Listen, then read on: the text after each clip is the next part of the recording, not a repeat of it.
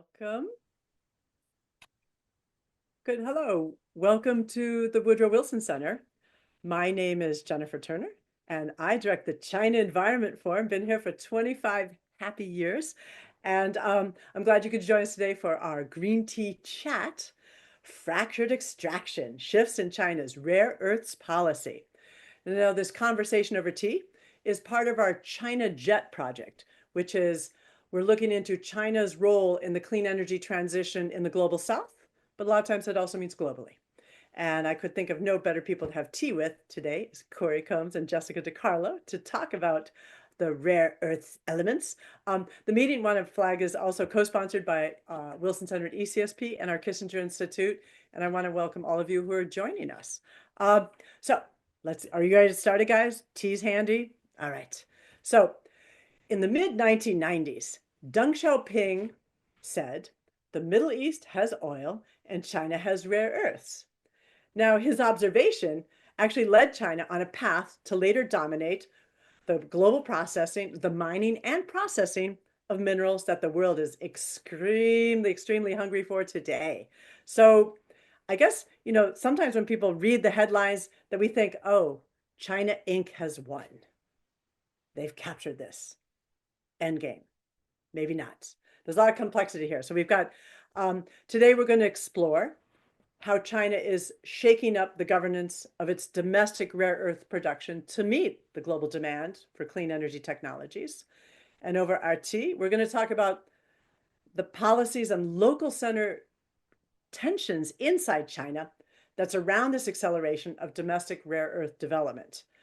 Because a lot of the conversations that we have in the States and in the West is all about the big supply chain, but we want to go inside China and see the dynamics and like how they got there, where they're going. And your role as the lovely audience members is that if you look underneath your live stream, there's a little widget. And if you can use that place to submit questions, it'd be lovely if you would tell me your affiliation. I'm just opening up, making sure I have it here. And I think that, let me introduce my speakers here. So here at the virtual table, we've got Jessica DiCarlo coming in to us from Salt Lake City. She's an assistant professor in geography, environment, and Asian studies at, of course, the University of Utah. And I have to brag that in 2023 and 24, she was a Wilson China Fellow. And she did a great project and was asking the questions, can the race for battery manufacturing be green? So, of course, she was looking at China. And she, like Cory, she's kind of nerdy. You look at industrial politics and what's been happening around, in that case, responsible or what's supposed to be responsible mining. On the other side of our table is Cory Combs, who's coming to us also from the West, from his new home in Los Angeles. And he assured me that he's okay right now. No fires hitting you there. He's an associate director at Trivium China, which, if you guys don't know, you should know. It's a super Beijing-based political economy research group. And Cory directs Trivium's cross-cutting research on climate, energy, and yes, industrial policy. So you guys were cool before anyone knew that this was going to be the cool topic in 2024, 2025, and onward. So he advises governments and multinational corporations on China's decarbonization and, of course, their industrial strategies. And he's doing lots on critical minerals and rare earths. And I want to flag that he produces Trivium's China Net Zero weekly newsletter. All right, folks, it is an open access analysis. So if you want to get your hands on the pulse of decarbonization in China, you should subscribe. Was that okay, Cory? Shameless advertising what you do, but you guys do cool work. So we're gonna kick it off. I think maybe Jessica, can you talk to us a little bit about China Inc. It's not what we think it is. And again, reminding the audience, the Q&A thing is underneath the stream. All right.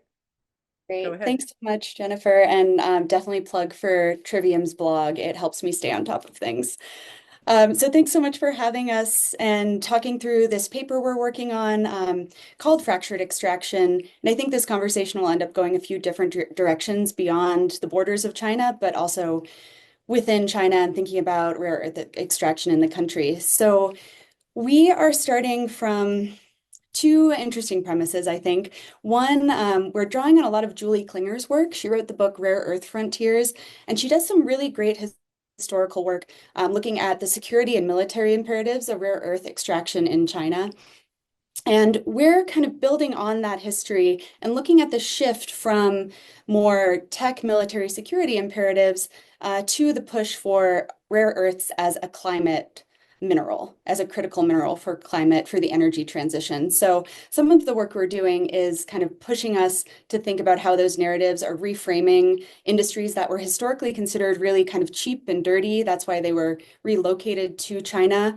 The US didn't want rare earth industries in the country when they started, and China, from the 1950s to the present has been building up this industry and has, remarkable capacity in terms of extraction, mining, refining, processing.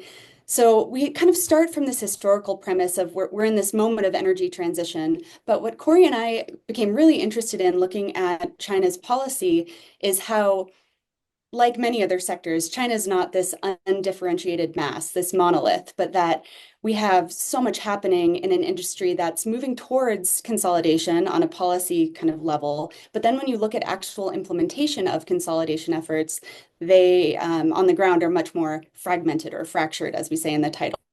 So, Jessica, can you hang on a second? For people yeah, who are watching, and if you're hearing us not seeing the video, just refresh your website. Thank you. Sorry, I was great. I thank was you. getting comments saying I can't see but can hear but can't see you. So just refresh your video. Sorry I'm about glad you that, can Jessica. hear. Yeah. No, no. So yes, we're looking at municipal and provincial policy to think about how it interacts with and sometimes contradicts central level policy, as Jennifer indicated. So we'll dig into that a little bit more, but I think it might be smart for us to start with a little background on rare earths, the different types, and I'll pass it to Cory for that. Yes, absolutely. One of the other dimensions that I'll kind of talk about as we frame the local realities of rare earth extraction in China is this question of geological determinism. How much does the resource a place has define its opportunities later on? And in many ways, what we're pushing back against is this notion that China leads because China has rare earths. That's a simplistic version of the story, and it's certainly not all that matters here. And we'll get into why. But looking at China's local relations, ironically, there has been a fair amount of determinism based on what the resources were in the first place when these minerals were first being extracted in the kind of second half of the 20th century. So I'd like to contextualize this in this is a post-Mao era, but not too much further down the line than Mao. A lot of developing regions, they were looking for ways to develop economically, industrially, and in many of the regions that rare earths happen and some other minerals happen to be, not a whole lot of capital to draw on, not necessarily a lot of technical expertise. But one thing that these regions had were certain mineral supplies, including rare earths. This was then the question was, how do you gain value out of that? And for the state at that time, at a national level, a lot of the uses of key minerals, including rare earths, were mostly on the security military side. These were not traded. These were not kind of high value for, semiconductors were not exactly a big business in the 1950s, 1960s, right? And so a lot of this was developed around kind of the need for local development, but the demand side had to be, it was just by nature very state-led. And so that's where we kind of see this alignment, state-led upstream, state-led downstream, just very state-led sector. Now, in that context, though, local actors were competing for investment, for sales, for any way to develop. And so one of the interesting developments that it might sound like a niche historical thing, but is actually very directly shaping geological resource competition today is the concentration of heavy rare earths, things like neodymium that are used in a lot of the permanent rare earth magnets of such critical importance to motors and a lot of high-tech applications. Those heavy rare earths ended up being, by luck of the draw, heavily concentrated in Baltol in Inner Mongolia. That gave Baltol back then and even to this day significant market pricing ability. But more importantly, it gave it the ability to consolidate and scale up operations in a very localized area. And so that's why Baltol remains the rare earth capital of the world. In contrast, the light rare earths, things like cerium, they're produced in a lot of places, but in much smaller quantities. It's very hard to get much value out of them, and they're also spread out across at least seven, maybe eight, depending on how you count the boundaries of these deposits. They're spread out across a massive region of southern China, and so you won't really hear as much about China's dominance there because it's so much more difficult for China to really capitalize on those resources. It has to the extent it can. But the same thing is now playing out globally, where when we talk about, are there rare earth resources in Greenland or Mountain Pass in the US or wherever else? That's part of the question. But the bigger question is where are the heavy, where specifically, where is ytterbium, where is yttrium, excuse me, where is praseodymium and neodymium? Where are specific things we need? But now, kind of stepping back from the geological side, the other big question is really, can you process these? And I won't go into too much detail, but where we push back against this geological determinism, everything depends on where the resource is what China has shown its greatest strength to be, is not actually where the resource exists, but the processing of it. For those who don't know, it's an incredibly complex process. The concentration side, basically you get rocks out of the ground, you grind them up and make sure you're getting the rare earth pieces that you want. But there are 17 rare earths. The whole point of calling them as a group of as rare earths, as one name for these 17 different elements, is that they have very, very similar chemical properties. One of the side effects of that is they're extremely difficult to separate. You can't magnetize one and pull it out like a recycling stream. It doesn't work that way. And so you have all these incredibly complex processes. For example, fractional crystallization. If anyone ever had like a high school science experiment where you put certain salts in, see them distill out of an aqueous solution, right? Now imagine doing that where the slightest change in pH will change the rate at which different minerals solidify out of the aqueous solution. That's the kind of sensitivity that we're dealing with in all the kind of extraction processes for the specific rare earths that you want. The ore itself isn't useful. You need the specific one for a specific process. And that is something that we see a lot of differentiation across localities. Which localities put their invested in education and skills training to the point that Baotou also now has the world's leading expertise and has scaled up those operations in a way that other regions are struggling to. So I think that's one kind of historical artifact is that skills-based development or lack thereof in other areas like southern China and the rest of the world that is now completely reshaping the world's ability to compete with China. So I'll pause there. Thank you so much. And also just to make sure if anyone's still just hearing us, not seeing us, just refresh your browser. And if everyone, since they're in, do remember to post your questions in the widget, which is very useful because it told me that they couldn't see us. So, all right, no, that was great. And I remember when I had Ernest Scheider here recently talking about his book, The War Below, where there's a lot of focus on critical minerals in the United States. And one thing that he talked about, and was also a lot in his book, was that we don't have schools that are teaching this as much, or students aren't signing up for these courses. Hey, does University of Utah, do you guys teach this stuff? We do. We have a mining department and people are very focused on rare earths. We actually just got a big grant here for that. So it's a focus of the West, obviously. But I think one thing I looked up recently, Cory, was just number of patents, speaking of expertise and developing, Chinese expertise. And from 1950 to 2018, China filed over 25,000 patents related to rare earths, compared to about 10,000 in the US. So even just the R&D processes over so many decades have really set China up in a different way. And not to be nosy, but did the university get their grant from the DOE? I think it was DOE. I'd have to look at it. Okay, no, but see, that's just it. Is like we're starting to light the fire here in the States. Yes. Yeah. All right. So next question. So did you have anything else you wanted to add, Jessica, to this, to setting the context? No, I think you did a wonderful job. Just, that these are used for not only low carbon technologies, but for, catalysts and magnets for EVs and defense technology and, semiconductors. For 1 megawatt of wind energy, it requires about 170 kilograms of rare earths, which is pretty sizable. And then I was trying to find a good number for the US F-35 fighter jet, and it said it requires about 427 kilograms of rare earths. So I'm just trying to conceptualize, what are we actually needing what are we pulling out of the ground and where's that going to? Yeah, And but no, and that do was we great. and do we even know where it is? That's also Hmm. that's but that's what I find so fascinating. So just so the audience knows that I know these two people pretty well, and I found out they were doing this research. So I'm like, I've never heard of anyone doing this research before to dig into, pun intended, what's going on with with rare earths in China, but Hmm. also the relationship between local governments and central government, and kind of the reforms that are happening. So maybe could you go a little bit deeper into the work that you're doing right now? And the paper will be published sometime in the near future, I know. So we're getting a little sneak preview here. Knock on wood for that one. Yeah, I think maybe I'll just start by talking about consolidation, and Cory, we can volley back and forth on this. But something that's been happening in the industry, is a lot of consolidation of large SOEs. So one large merger happened in 2021, and it was a merger of the big six SOEs, RE SOEs, state-owned enterprises. And that was a move to try to be able to control pricing. Part of it has come down to environmental reasons. There's another kind of push for consolidation to make a second large rare earth group called the China North Rare Earth Group in 2023.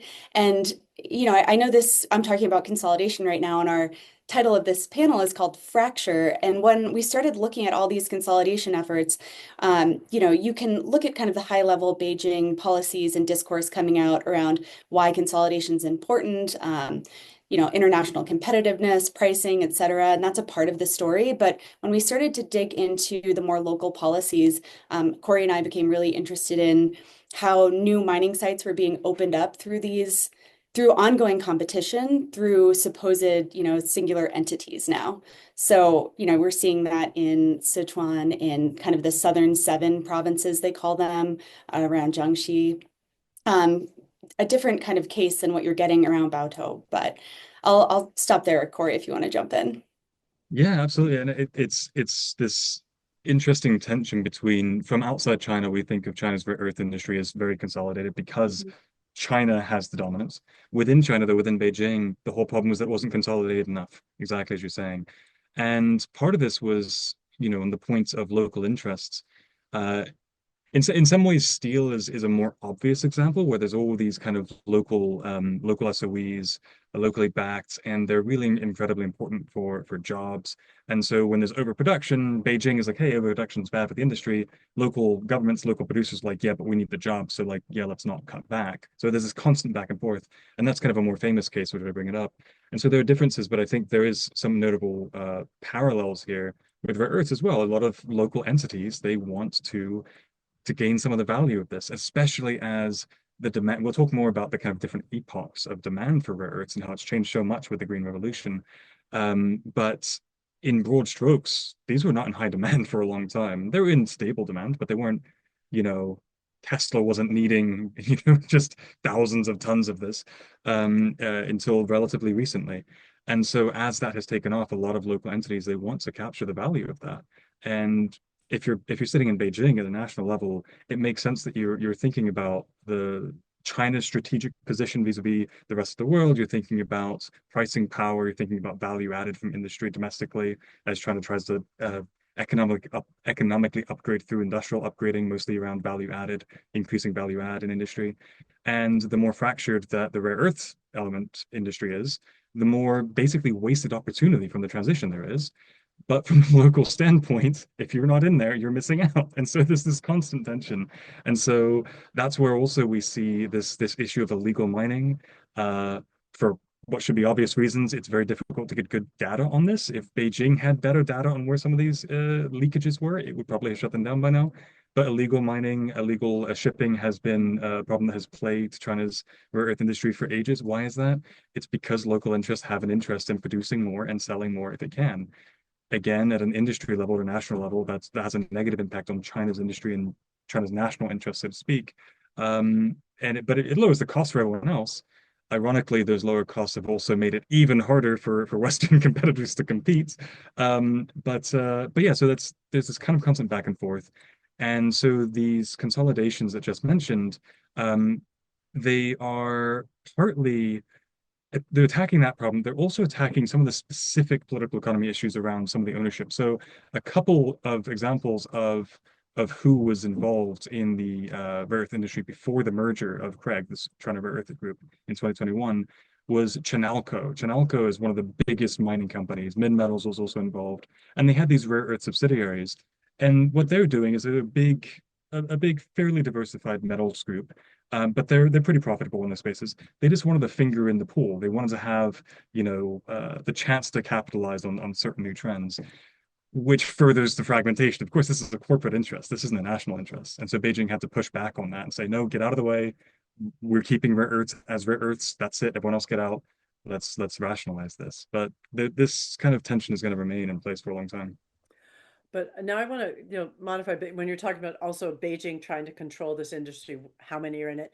There's the question of also like the pollution that comes from this industry. It is, I mean, mining's never clean, right? But that, and I've heard stories that China, maybe not the illegal mines, but that the mining in China is getting cleaner. Can you talk a little bit about that? I mean, is it hard to mine cleanly in rare earths? It's hard to separate them, I know that, but okay. Tell me what you got to tell me here, Cory. Yeah, Cory, we can Jessica. keep this, Cory. I mean, yes, it is not a clean industry, and there are highly toxic waste products. Some of them can be radioactive, so it's something that the radioactive part comes after the processing, but it is something that it's not desirable for a lot of countries. Again, it's why the U.S. didn't want to engage in it in the 50s when it was considered that kind of cheap, dirty industry. But with kind of a few turns in China. One, the ecological civilization narrative, the kind of climate environment turn that China's made, the global push towards clean energy. It's become this very funny tension, I think, between an industry that is kind of positioned as key to climate salvation, as we write about, but also continuing to pollute the environment. And, there are tensions we're going to have to deal with, of course, in any of the things we're mining for a clean energy transition at this point. But there have been efforts to kind of clean it up. And some of the things I've heard about a bit more anecdotally are that some companies are moving outside of China because it's becoming cleaner, or there are more regulations that are being put in place. And some of those regulations are coming as a result of the consolidation we're seeing. So in addition to the things we've mentioned around pricing, for example, Beijing's desire to have, more positive environmental conditions around rare earth production, smelting, refining, et cetera, have made it more difficult for some companies to continue to produce at the rates they were, right? So that's also made it more attractive to go out to other countries where maybe regulations are lower. And we can talk more about that later. But Cory, do you want to add anything? Yeah, absolutely. Great summary. And it's in some ways it's kind of the standard environmental issue of it's always cheaper to not take care of waste, and there has to be some specific, driver. And so there can be a number of different ones, but in the rare earths case, it's still struggling with the incentives to produce cheaply are still a little bit greater, I think, in general, than the incentives to produce more cleanly. And so you could have, for example, the most politically powerful actors pushing for cleaner production. That's what happens with when the EPA steps in the US and elsewhere, and the ME in certain industries around water pollution that's taken extremely seriously around urban areas. One of the problems here is that waste management of tailings of mines and the chemical waste from processing rare earths is it's costly to do. There is no financial return whatsoever. It's really hard to have a population oriented argument because most of this is produced out in the desert basically. And Balto obviously has there's close communities closer to it, but it's kind of been there forever. It's kind of everything's built around it, and so this isn't quite the same thing as having a coal plant downtown. This is much more akin to having a mining operation in the desert. That's exactly what's happening in most cases, and so what we end up having is these strong national entities such as the macroeconomic planner, the NDRC, Fagawe. They want production, they want security for all the industrials that use that downstream, especially the high value add stuff. So production, that's got support. The government entity that's pushing for cleaner production is the Ministry of Ecology and Environment, which generally plays second, if not third fiddle to the economic planners. And so the other kind of driver of cleaner production typically would be your consumers. And so there are, for example, a lot of electric vehicle companies, for example, are trying to remove cobalt from their batteries specifically because of complaints, not only in the US, but elsewhere, even in some in China, that don't want to deal with the DRC and the cobalt and human rights issues around that. So they're trying to remove cobalt from that product. We're not seeing that in rare earths. You know, end users are not like, hey, this is too environmentally damaging, let's move away or clean it up. There's just not a clear driver there. And so yeah, it'd be good to clean up, but where's the actual pressure, the meaningful pressure? It's basically slow going. It's real and positive, but it's slow going so far. But also that, I mean, you've hinted at that, but this is pretty much almost a loss-making industry in China Yeah, for it's the mining, barely for the it's mining. What the about the mining. processing? Is that where the cash is in China of rare So earths? on the geological side, this gets complicated We can because handle it. yeah, okay, cool. And you have more comments on this too. So again, 17 different minerals. They are chemically similar, but not all equally useful. And so Balto, for example, they produce again one of the biggest source in the world.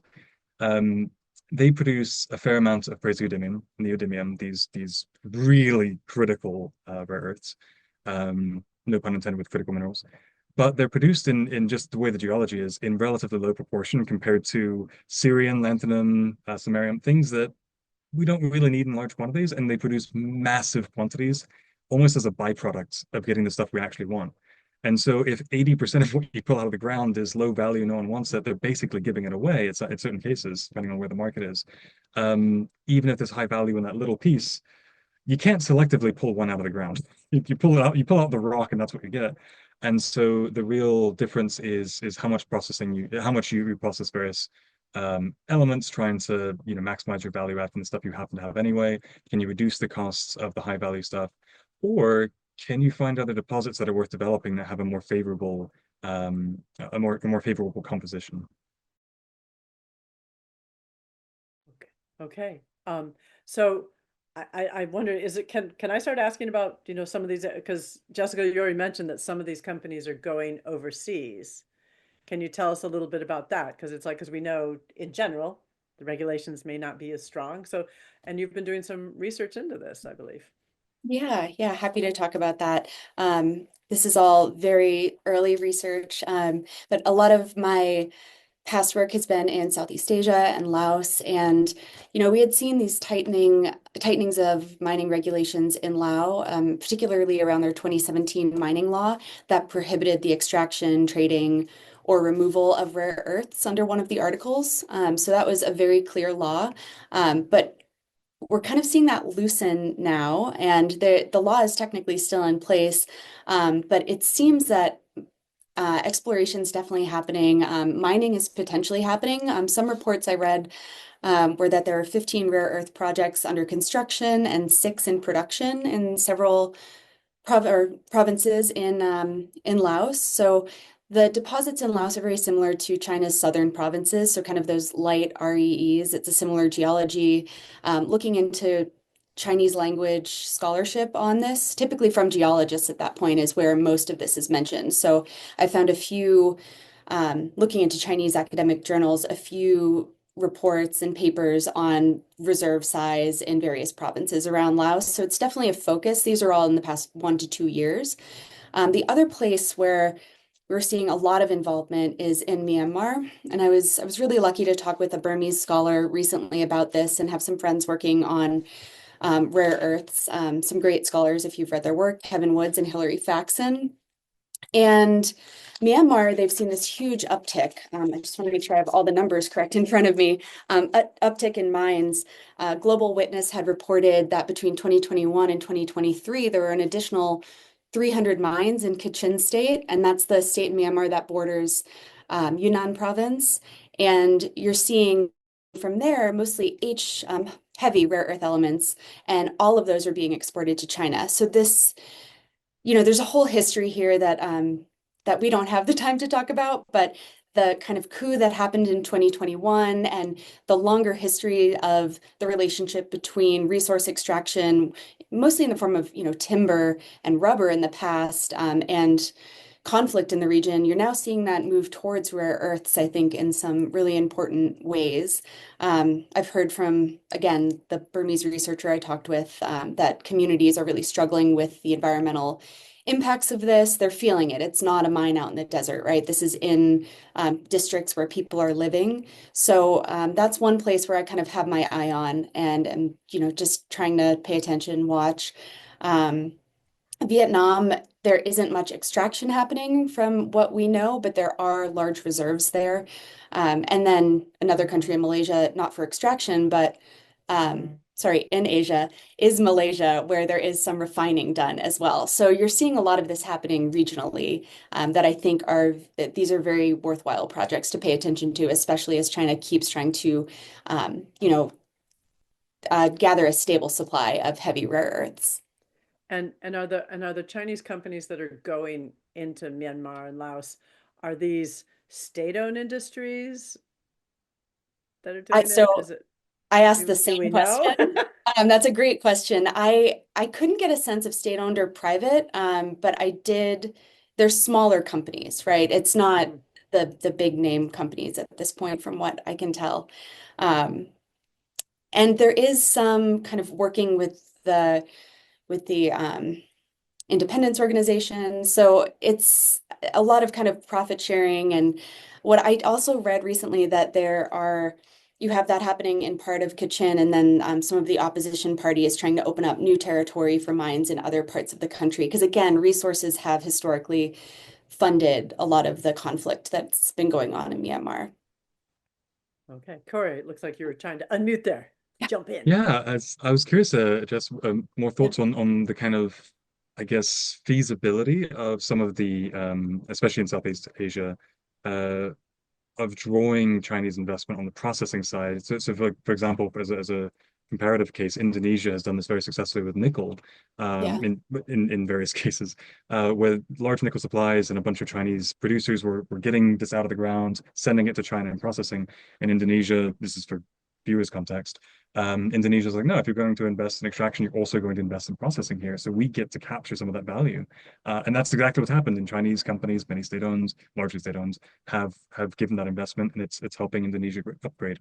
I'm curious with something like with rare earths, putting the non-Chinese governments into focus. What is the feasibility of attracting that investment for upgrading and for moving further down the supply chain or the value chain?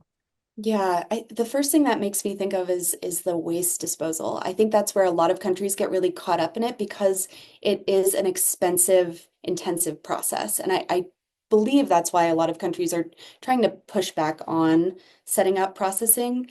I also could imagine that, between these two large groups, China Rare Earth Group and China Northern Rare Earth Group, that they would like to maintain processing capabilities within China, especially given what's going on with the US and the geopolitics of rare earths. It would be surprising to me that they would want to offshore or invest in, joint enterprises, but I haven't seen any examples yet. There. And actually, one last thing I Mhm. would want to make sure viewers know about is also in context of, there's a lot of talk of the critical mineral export controls from China, obviously, but one that shouldn't be overlooked is the ban, not restriction, but ban on export of rare earth processing technologies. Mhm. Obviously, there are ways that you can get those licensed, but basically there had to be some very specific trust-based relationship for that to ever happen. It's very unlikely to happen. So this is China has banned the exporting Yeah, of their of rare certain earth processing. technologies. And as far as we can tell, it's mostly designed to make sure the US and EU can't replace it using Chinese technology. Mhm. It doesn't necessarily mean Chinese entities couldn't use its own technologies in Myanmar, which is why I raised the question. But for example, just as context, the US is not getting a hold of that equipment anytime soon. Actually, I want to I'm starting to get some questions. I want to encourage people to plunk more questions in, but I got early on the very first question from Constantine. He says he's asking more about some of about the U.S. actually. Does the lack, because in China, you guys have already kind of said there is a clear industrial strategy for developing rare earths and critical minerals. Um, does the lack of a focused industrial strategy in the U.S. create a disadvantage versus China and its rare earth critical mineral dominance? You want to jump in first, Cory? I was going to say Question the for same thing. Cory. No, yeah. Um, so I'm going to use this as a chance to talk about another thing as well. So thanks for that question. A long and short is yes, but you can argue whether it's worth it. There's an opportunity cost to that disadvantage. So I don't want to make out like yes, and we should have a China model here in the US, but it is a very important trade-off to consider. So the short version of the history, jumping from like the 1950s to 80s, 2000, somewhere in that area, versus today in China, is the state-led mining sector was supporting state-led mid-grade and low-grade industries. Now it's upstream supporting that and these really high-tech, innovative industries in clean tech and batteries and EVs and all that, which are overwhelmingly private. And the interesting dynamic now is that Beijing has, and to its credit, I think has been doing a decent job from an economic perspective of letting the downstream clean energy tech, et cetera, companies be innovative. And a large part of the reason I think China's battery and wind and solar companies are doing so well is because they have one, they've had state support, but that's not the whole thing. A lot of Chinese historical state support has been incredibly wasteful and led nowhere. So what's different about this case? It's that the private companies have been able to track market trends and meet market demands very effectively, lead markets to even better products, and then compete with each other in a very productive way, sometimes excessive way in the case of battery price wars and all that, separate topic there. But again, now Beijing's interest is not in telling them what to do, but in making sure they have what they need to do it. And in this case, we're talking about rare earths. It's true of graphite. It's true of lithium. It's true of a bunch of other stuff. Beijing's main interest is making sure, including through direct state interventions in some cases, making sure that those companies have all the resources they could possibly need to keep producing, keep innovating. And it's not just financial resources; it's rare earths and other stuff too. So from that perspective, necessarily the supply chain disruption risks are lower. The costs are generally lower. The synergies are typically greater. And so if you're comparing that to any country that does not have a more state-involved upstream sector, then yeah, those are the trade-offs. Is you're going to have upstream, if it's private sector upstream, they're going to be typically a little more short-sighted. I'm not trying to insult any of the mining companies, but they're going to be looking more at near-term, maybe 5, 10 year profits at most, in many cases. Whereas China is like, for the next half century, how do we make sure innovators keep innovating? It's just not the same kind of planning. And when you have state-owned companies, you can do that a bit more effectively. Not perfectly, again, there are plenty of issues, but those are the disadvantages. Advantages, on the other hand, is, China's China's state-owned mining companies are not exactly innovative. They tend not to spend capital very efficiently, and so there are advantages to having more hands-off. But obviously, it comes down to this: whenever you have a specific need, the market's very rarely good at doing exactly the one thing the government wants at any given time, but it's generally good at being more efficient about whatever it's doing. And I think that's kind of the trade-off that we're seeing right now when it comes to this geologically focused competition and concerns. Hope that's helpful. Okay. Did you want to add anything, Jessica? No, I think you answered that gracefully around innovation. Well done. Okay. I have a nerdy cool question from Matt Somerville. Says, I'm intrigued by the distance between extraction and processing. I work in Central Africa, and my understanding is that the unprocessed ore is transported in containers to China. Does there tend to be partial separation and then moving large amounts of ore to processing separation? And this also makes me think, is anyone calculating the greenhouse gas footprint of moving all this stuff across God's green earth and the ocean blue? Quick question, thoughts? Yeah, I think, Cory, you might actually have to answer part of this, but my gut reaction as you started to ask that was, how are we doing all of this in the midst of a green energy transition? It makes no sense. And I know we all think this way, I'm sure. It's really troubling. But no, the separation process, Cory, I don't have a good answer to that. Do you, in terms of how much they break it down? That's a good question. I actually don't have good data on how much it's broken down. So part of the issue is that there are multiple steps of breaking down. So there is some I think a lot of the grinding does happen on site because it's just easier to transport. And so a lot of the cost of logistics is the volume per value ratio. And so if you have big rocks, I mean, it sounds really silly, but there's a lot of space between big rocks. Whereas if you grind it down to little tiny rocks, it's much less space wasted. And so on the greenhouse gas emission side too, rocks are really heavy. I don't know if it's ever weighed trying to move like patio stones, but these are rocks, and with like 10% of the stuff you want is 10% of the rock is actually stuff you want.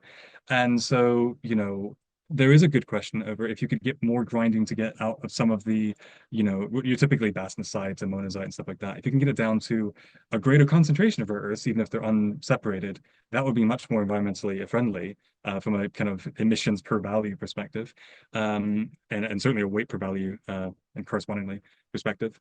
But yeah, I don't know the exacts. We'd have to probably depends on the facility actually. So if you want to reach out at any point, we'd be glad to look into that more. But it's a great point. Yeah, no, I love questions that we can't necessarily totally answer.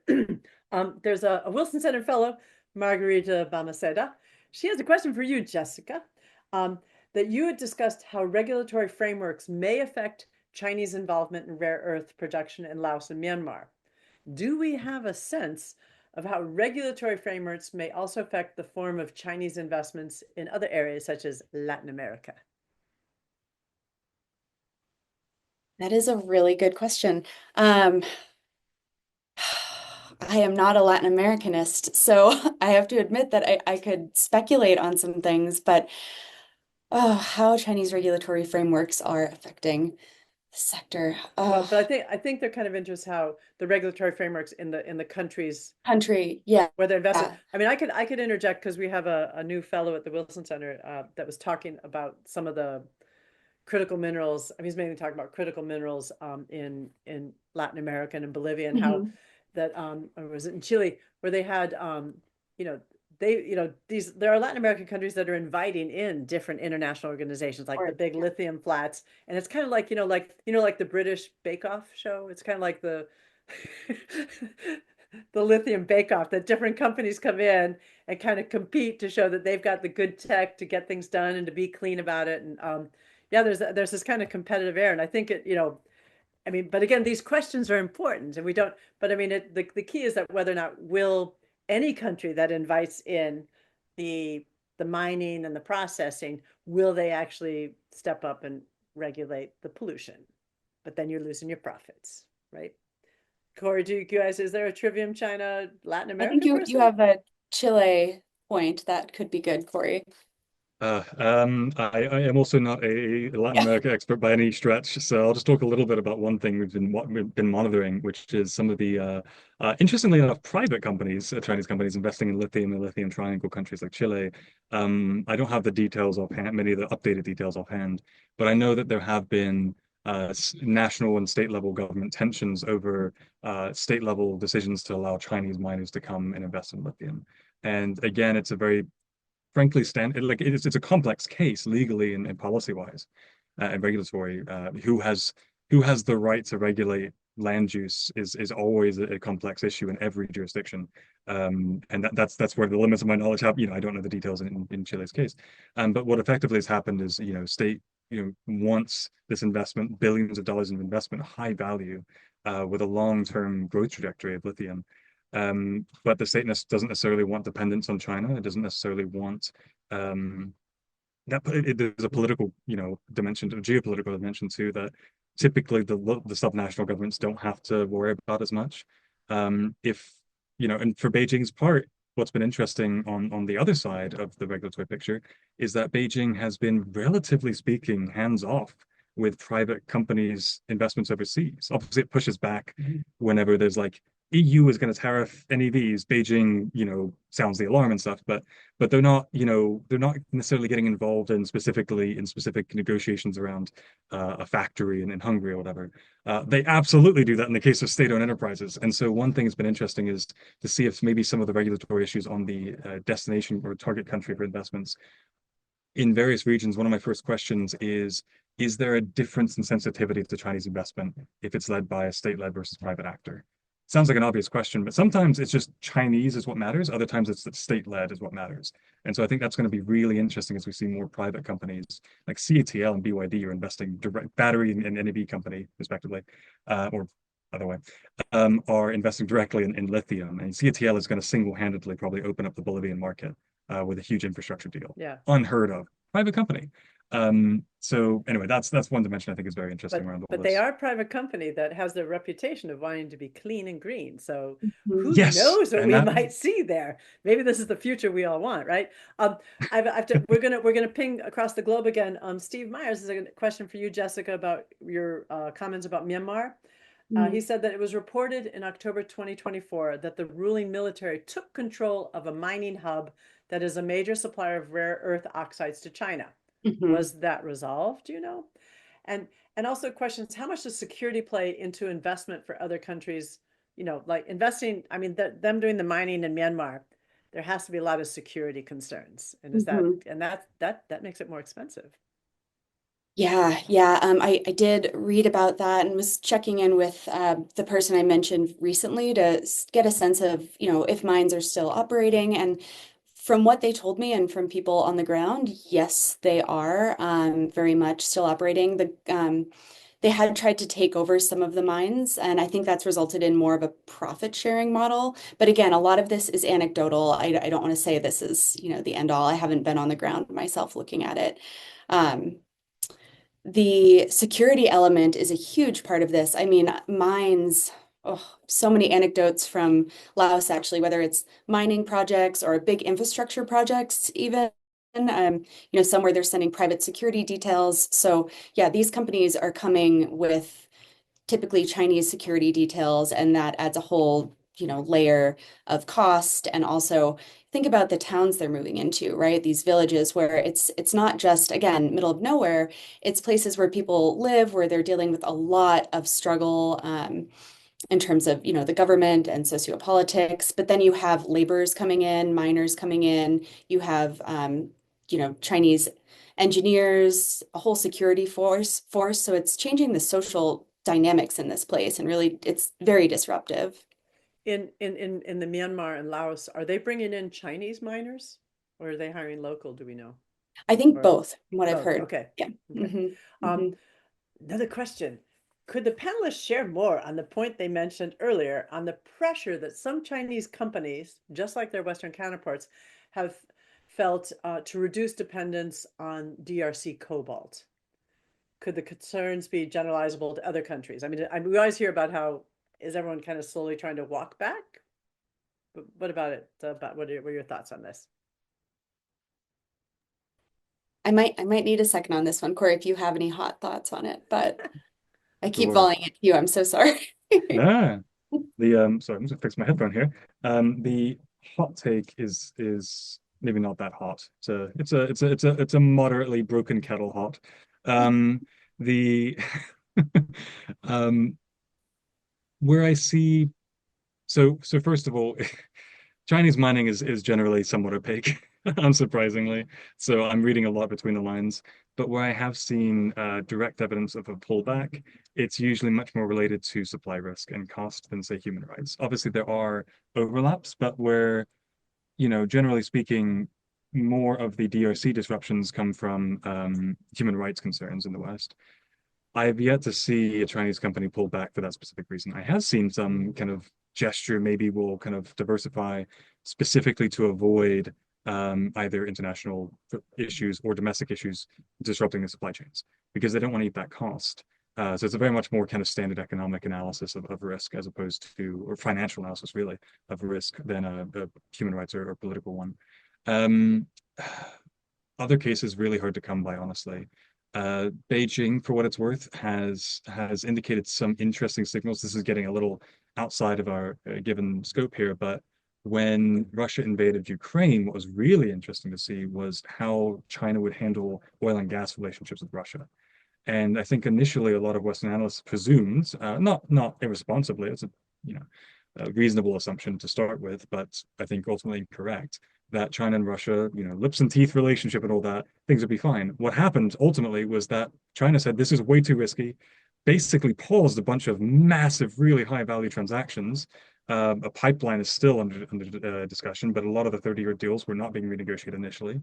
Ultimately, that has been normalized and restored, but even Beijing did demonstrate a certain sensitivity to political risk in that case.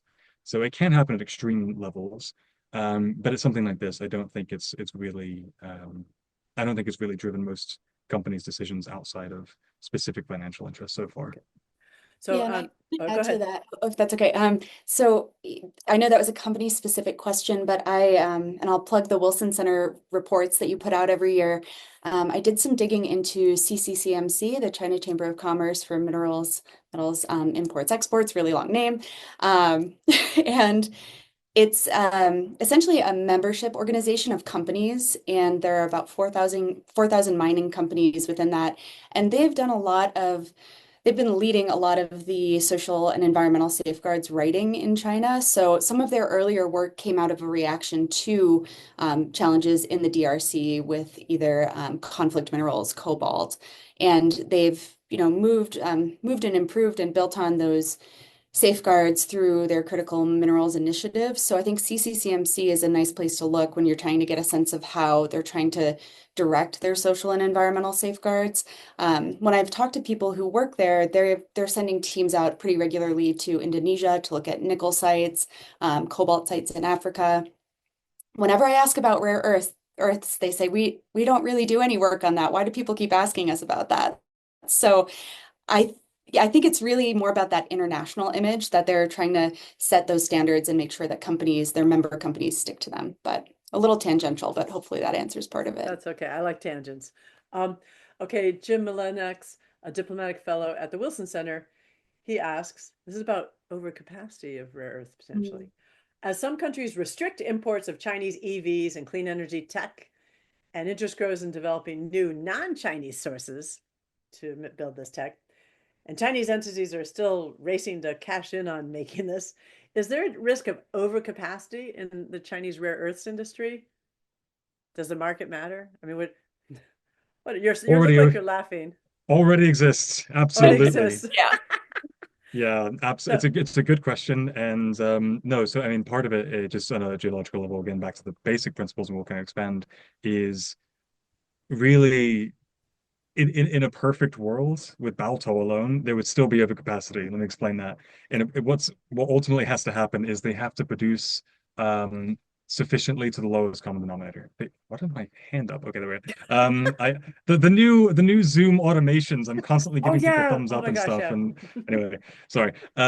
So you'd be producing basically you'd extract as much ore as you need to get enough praseodymium and neodymium, which would leave you with way more of a bunch of other stuff that you really don't want that much of. So there's going to be overcapacity naturally in that case. And you could stockpile it or just toss it back in the mine. At some point, there's going to be an issue there. The other side, though, is an issue that is way broader than rare earths, even broader than mining, which is this geopolitical and security diversification effort. One of the key issues, one of the key tensions, I should say, and there's a trade-off to be made here, is China already has massive overcapacity in, for example, solar cells. To reduce various risks and political leverage and other issues, many countries understandably want to produce their own solar cells. What does that mean? Even more global overcapacity. What does that mean? Even more plastics waste, even more glass waste, even more minerals waste. Is that necessarily wrong? That's what, from a purely environmental perspective, what we should have is like one group producing a ton of one thing, but obviously that's not politically or economic or from a risk perspective practical or even desirable. And so what we're dealing with is this very uh in a perfect world, what would already be a very complex set of considerations in a highly politicized world, frankly nearly impossible discussion to have rationally. And it's very difficult to figure out what degree of overcapacity is worth the types of diversification we want. So I hope that gets a couple different aspects of it. It's a challenging topic. I mean, but you also been said in the course of the conversation that we cannot break free from rare earth elements. Like we Yeah, need them. We need them. we need them. Yeah, No absolutely. substitutes. no substitutes. And also for what it's worth, I mean, I'm with everyone. I think we all clearly agree, and I think everyone in the space would agree. We want to minimize emissions from all inputs to clean energy goods, because what's the point of replacing dirty industry with dirty industry? That said, for those who, might be concerned that we're just making things as bad, it is categorically less bad to produce solar panels in an inefficient way than to burn fossil fuels for energy. So to make that clear, but absolutely, we want to minimize the harm done, 100%. And a lot of the question is, how do we do that in ways that enable the political and economic resilience, risk resilience, that enable these industries to flourish? And that's a difficult challenge. But is this going to just be, it sounds like, but it seems like with rare earths and critical minerals that we're entering a tit for tat era, right? We've got export controls from China. It's like, we're not going to send it because you did this to me. And it's like, I mean, well, someone did ask the question, like, couldn't we go to Canada for some of these rare earths?